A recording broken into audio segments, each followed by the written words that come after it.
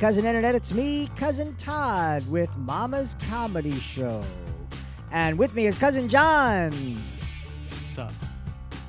Oh, hold on. Let me bring your mic up. I'm bringing it up. There you go.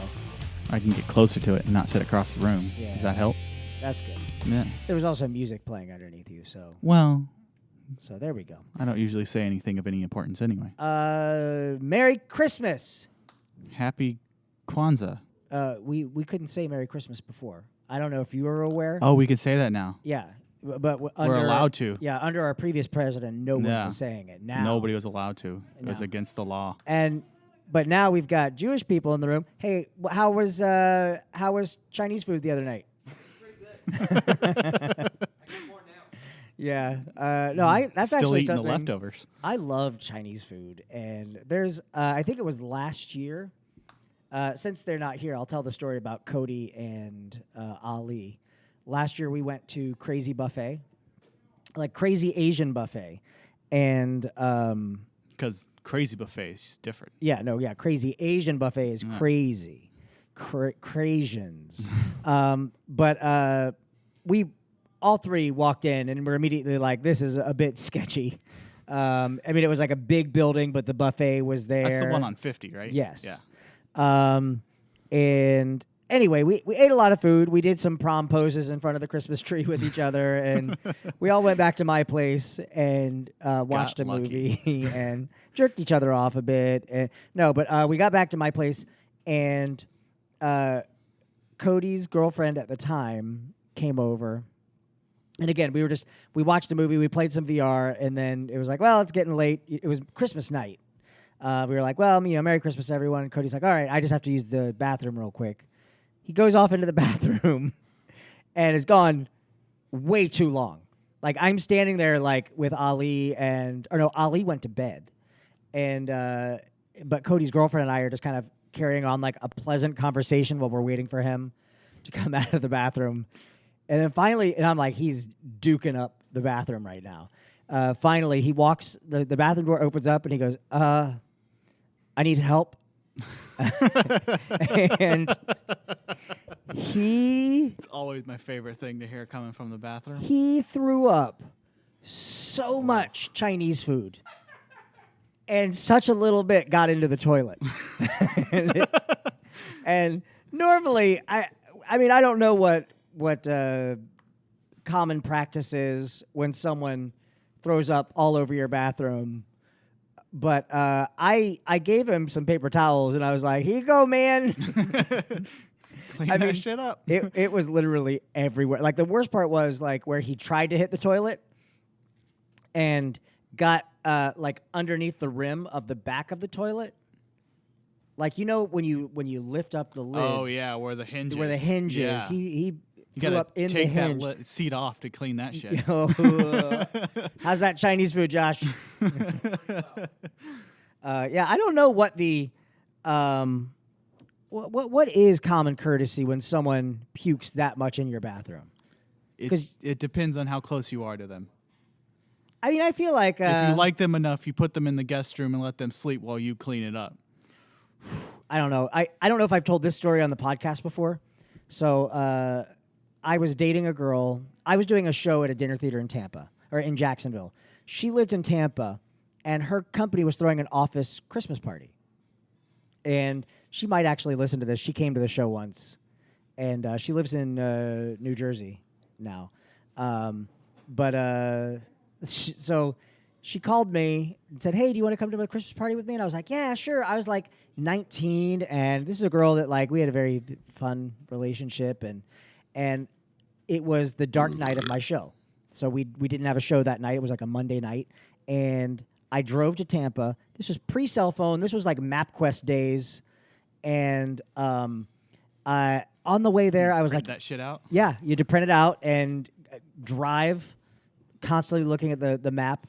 I got to the place, but before I was there, I was like, oh, I'm really hungry, and I know there's going to be a bunch of food there, but I'm starving. I drove through McDonald's, and I got a couple of cheeseburgers, ate them, and then I got there, and she was there. She looked amazing, and she was really drunk already, and I'm like, oh, shit. She's really drunk, and she's like, Are you hungry? You want to go get food? And I went, no, I mean, I'm not really all that hungry, but I'll go with you to get food. Like, you should eat something. And she did like side modeling projects on the side, and she was. That's why they're called side modeling projects, because you do them on the side. And she's like, the main modeling project. no, I shouldn't eat. I have shoot tomorrow. And then she just kept drinking, and her company put everyone up in the hotel, so we had a room for the night. So 19-year-old Todd is like, here we go, action time. And then as we're making our way down the hall, and I'm physically like carrying her, I went, this is not going to happen. So I sat down in the room. She sat down on the bed opposite me, and then did that seductive pat on the bed, like, come here. And already I'm like, I don't know. And I went and I sat down on the bed, and then she plopped down backwards and then looked up at the ceiling and went, uh-oh. And then she ran into the bathroom, and she started throwing up. And I turned on the TV, and I could hear her throwing up. But this is where I had like a decision to make, because it was Renegade starring Lorenzo Lamas on USA. And I remember the opening title sequence that just started. It was like, he was a cop and good at his job, but he committed the ultimate sin and testified against other cops. Cops gone bad. And then in the background, you just hear, and now he's out for revenge. And I was like, well, I mean, I could go hold her hair back, rub her back, tell her everything's going to be okay. But she really did this to herself. Like, this isn't her with the flu. This isn't her with food poisoning. This was her just drinking herself sick. So I turned up Renegade with Lorenzo Lamas. And that's Gentleman. That's absolutely a true story. And then the flip side to that. She came out and said, turn that down. Can't you see I'm busy in here? No.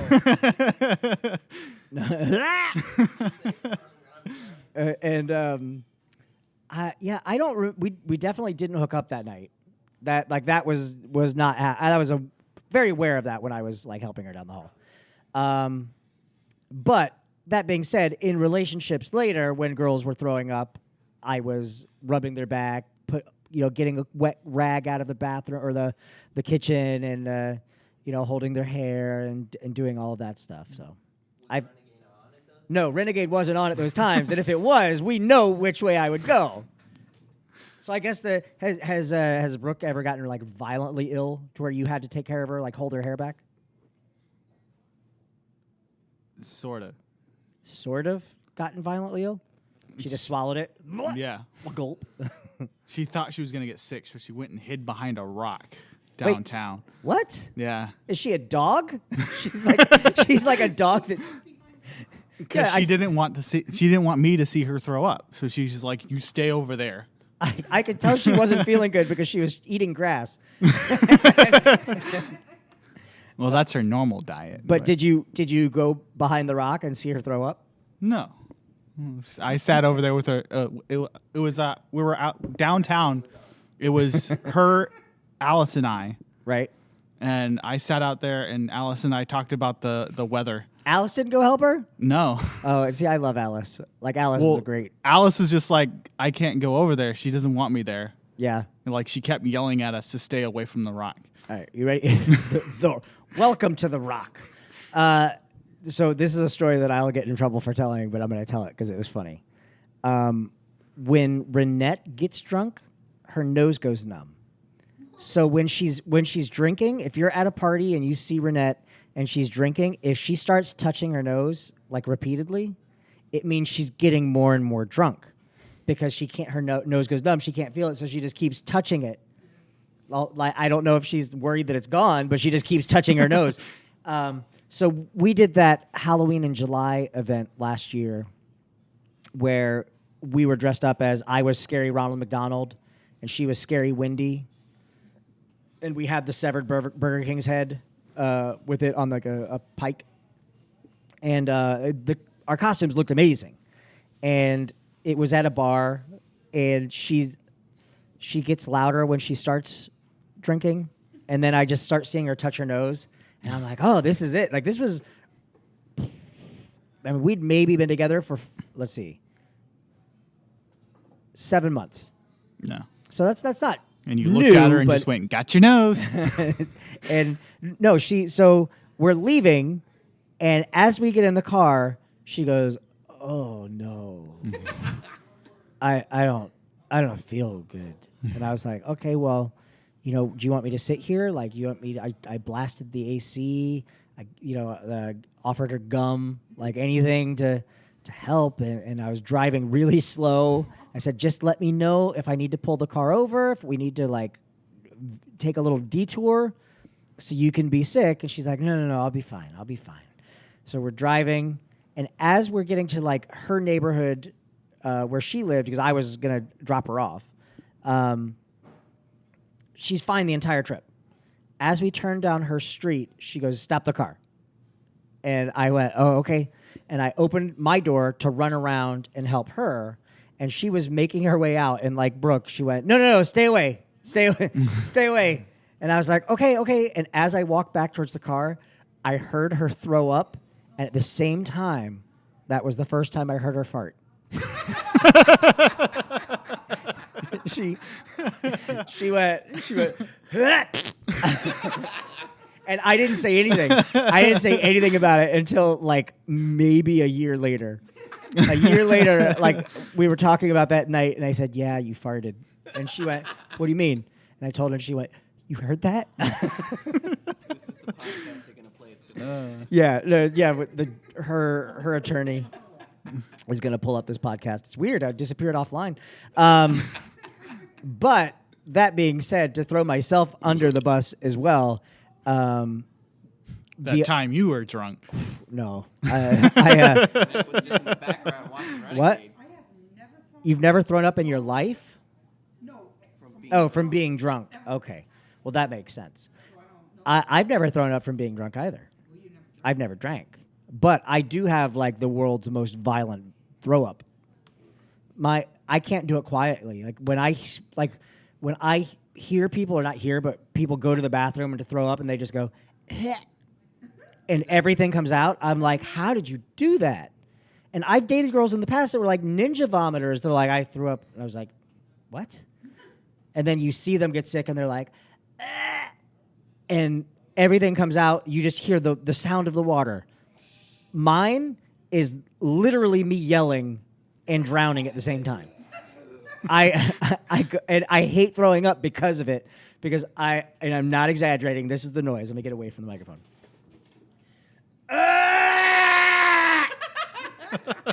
That's the sound I make, and like imagine that with a sound of just like a direct impact of water on water, and then what's worse is when I'm finally out of stuff to throw up, the dry heave is just as loud. It's me yelling at a toilet. If you walked in the room, you would just think I was angry at this toilet because I'm face, directly above the toilet, red, going, ah! It's the worst because there's no, like, if you've been in a social situation where you're like, I'm going to throw up, but I don't want anyone to know that I'm throwing up. Like, I can't do that. No. Like, if you're at a dinner party and something's not sitting well and you're like, excuse me, I have to use the toilet. And then you walk out, come back 30 seconds later, much better. The neighbors have called the cops. Yes. This is me. Excuse me, I must use the toilet for a moment. Click, click, click.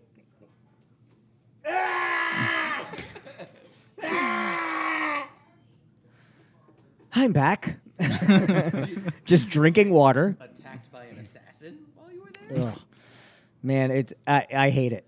I wrote in the show Zombie Girlfriend that we did, I wrote a character that I played who's like this asshole security guard who has a medical condition where he can't throw up, but he dry heaves.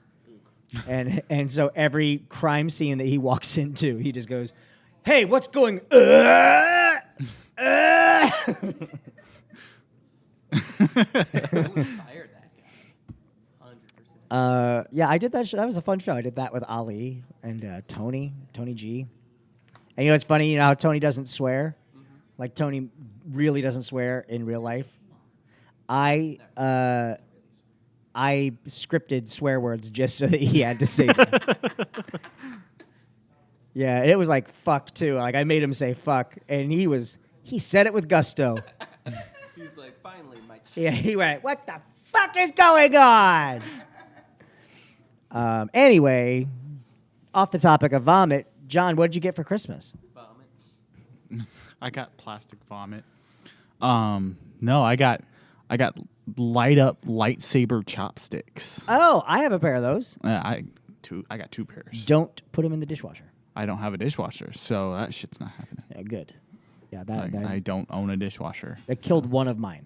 Yeah, So now I just have one lightsaber and one plastic chopstick. clear plastic Yeah. chopstick. Yeah. Well, he doesn't have no dishwasher. He's married. He does have a dishwasher. No, that's me. Oh, I'm the dishwasher. Looking for a house, the dishwasher. If it didn't have a dishwasher, I didn't buy the house. oh well, yeah. I mean, Last dish was in my apartment. dishwashers are. I very rarely use my dishwasher. Like we wash things by hand and then put them in the sink. We have the drying rack next to it. But every once in a while, like when I'm making a lot of food, I will go. We're just going to load up the dishwasher. That's the easy way.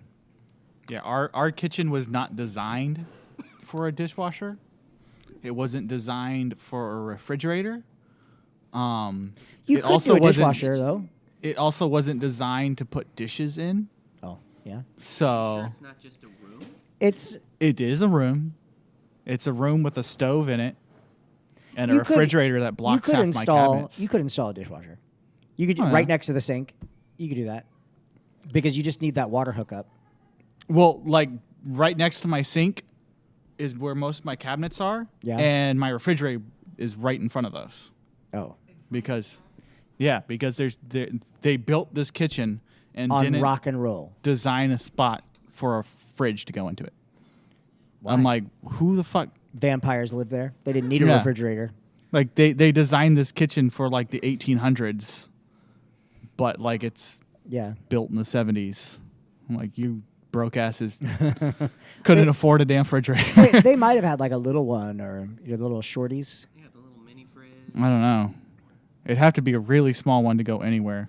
They had just one Uh, waffle maker. After I went to the Secret Santa at your place, the Christmas party, and so I gave a gift for the white elephant party that you had at your house.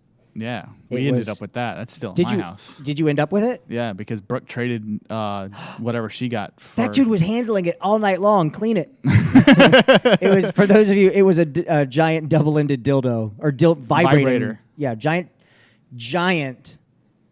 like And who ended up the size of my forearm. Brooke traded the guy who got it in the gift exchange. She traded what she got for it. What did she get? I don't remember. Just a one-sided. Yeah, one-sided dildo. No, I need both sides. I got a husband. Yeah. So I got it at a white elephant gift exchange from James because her sponsorship with Premier Couple Superstore. It's the place you wanna go. Yeah, I got it and I was like, I don't want this. And Renette's like, give it to your sister. And I'm like, I'm not giving my sister a dildo. I'm sorry. So it sat, like at first, right after that party, it sat on my dresser. And I remember I came to Mama's one night and my old neighbor, I forgot something and I didn't know if I forgot it at home or if it was just missing. So I called my neighbor because she had a key to my house and I was like, hey, can you look and see if you can find this thing? And she was like, I don't see anything. And I was like, well, here, let me FaceTime you so that I can look too. So she's walking around my house and I can see what she sees on my phone. And then I'm like, go to my bedroom. All right, look to your right. And as she does, you see this giant double-ended vibrator on the dresser. And I went, that was from a gift exchange. I just got that. I just got that. It's not for me. I got it at a party. And so we kept wanting to get rid of it. And then your party, and the minute the dude got it, like there was no stealing from him because he immediately opened it up. And he's like, wow, there's still 74% battery left. That's like 2 years ago that I got that, or like a year and a half. Never took it out of the box. And it had 74% battery. Good for them. Only one use? Yeah, so just make sure you clean it because that dude was literally touching every Brooke, inch of it. Brooke traded him for it, and I'm like, who are you inviting over to use that with? Because we're not using it. And she was like, no, I'm like, what's her name? You got to and when sleep are you bringing sometime. her over? Yeah, I tried that with Renette. I tried the, I was like, hey, like let's talk about the pros and cons of bringing another girl into this relationship. A third of the electric bill. Boom. Now you go. All right, my turn. A third of the cable. All right, go again. Well, if you bring another girl in, the electric bill goes up double. Yeah. But no, but still, you're still cutting into that. And then you have your mortgage payment. You got a third of your utilities.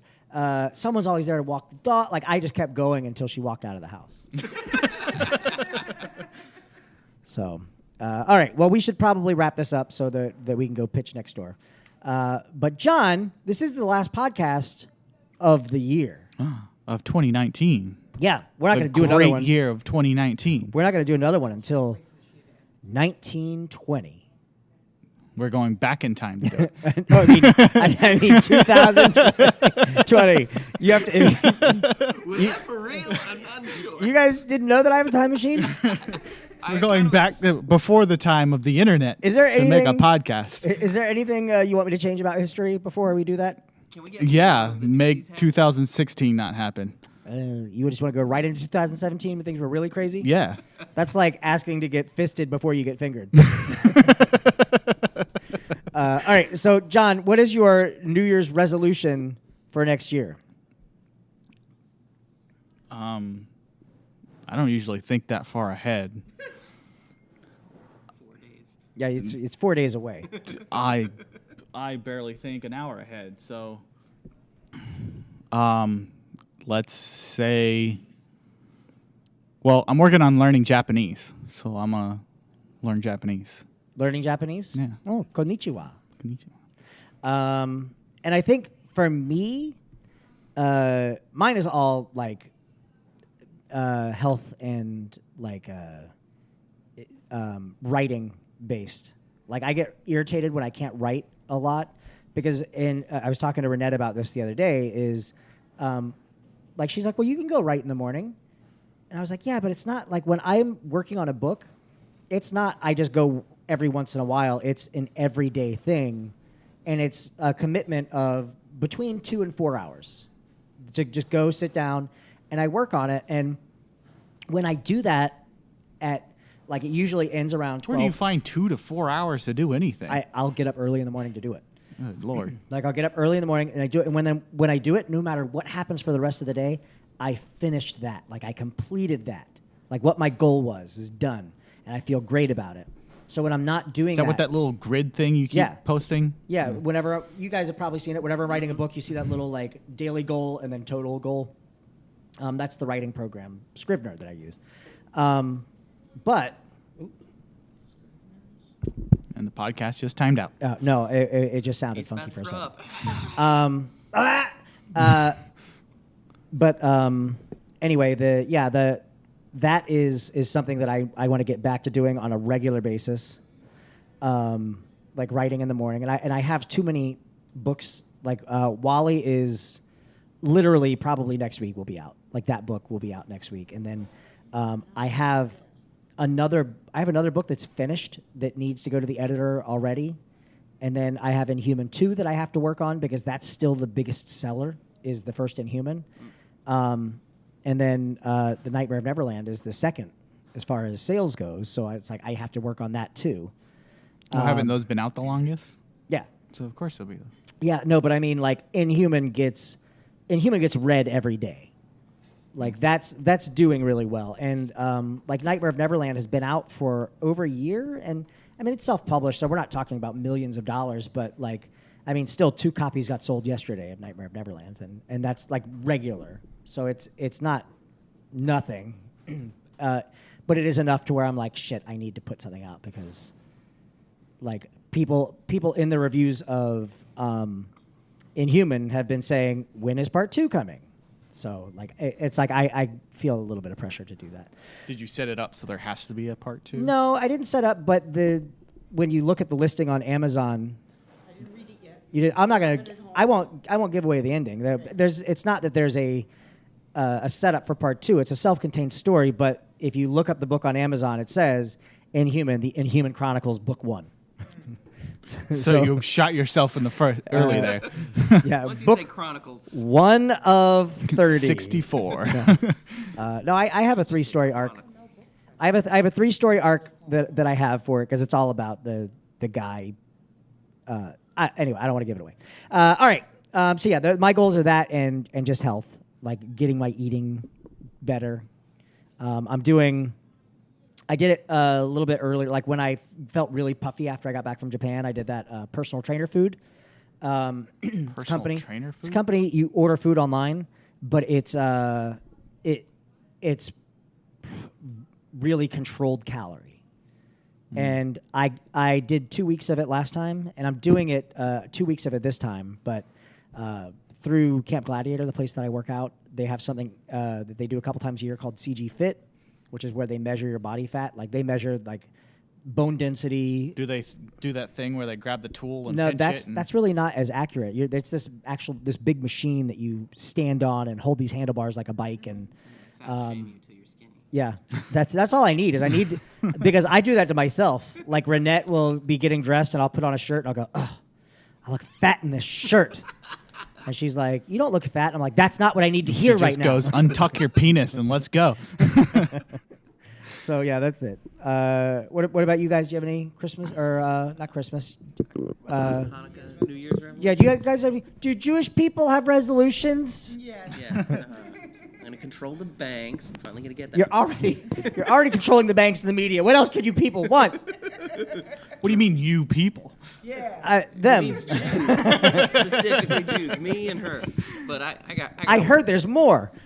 No, it's just the two of us. Oh. No, that's why you only ever see us. We mention the other ones, but we never really see them. See, he said mensch. Yeah. But I want to get on more. And he's on a shows. bench. Yeah. Mensch. I want to do Bench? more shows. Get on. Yiddish. Try and actually just be very proactive about it for once instead Yeah. of just like waiting. Just bother people until they're like, all right, you could be on the show. Just leave me alone. Get off my leg. It's hard. Self-motivation. Yeah. What about you, Beth? What do you I just want next year to be better than this year. just want next year to be better than this year? That's about it. All right. Well, Knock wood, can I hope? we have a surprise for you. Nothing. All right. We have to wrap it Enough up. surprises. We have to wrap it up. John, what did you learn tonight? I learned that you tried to find a use for that double-ended vibrator. And I learned something too. You definitely need to wash that vibrator before your wife puts it in her. All right, we're Mama's Comedy Show. We're here every Friday night at 10 p.m. Call 407-363-1985 to make a reservation. You can find me on Snapchat, Duty Poo Poo, or Instagram at Todders. Buy my books. Just look up my name, Todd Farron. And buy my books. John, you have books out? Yeah, they come out in 1920. Ooh, it's about time travel. Where do you want people to find you on social media, or are you against it? They can. I'm not. I don't use it. It's just there. Right. So, have you seen the TV show You? No. Oh yeah, he uses social media to really like get this girl. He gets her. All right, we'll see you guys next week. Bye. Bye.